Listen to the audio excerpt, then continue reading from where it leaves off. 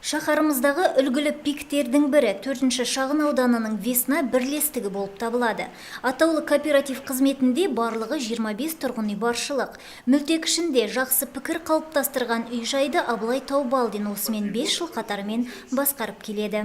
Пәтер иелер кооперативінің тұрғындар көңілінен шығып, үлгілі атануы оңай іс еместігі ешкімге жасырын емес. Осындай жағымды пікірге қол жеткізу құпиясы неде деген сауалға басқарушы барлығы тек қана бір тіл табысушылықтың арқасы деп түсіндірді. Бізде ондай қиыншылық болмайды. Бізде халық жақсы. Ұрыста болмайды, қиыншылықта болмайды. Білмеймін, біз тіл тауып жүрміз халықпен. Атаулы кооперативте 44 адам қызмет істейді. Тұрғындар алдында жылына бір рет қорытынды есеп беру және ай сайын атқарылған еңбек жайында ақпарат тұрғын үйлер кіреберісінің дәліздерінде ілініп отырылады екен.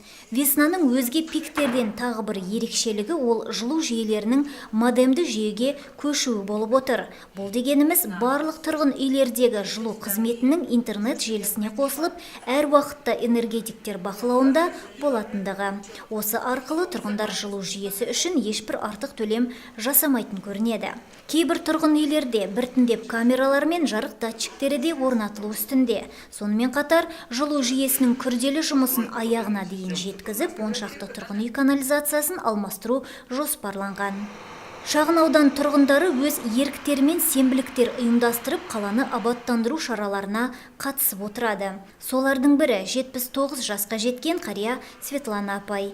Қарт адам 2010 жылдан бастап жыл сайын көше маңына ағаш көшеттерін отырғызып, гүл шоқтарын егумен айналысып келеді.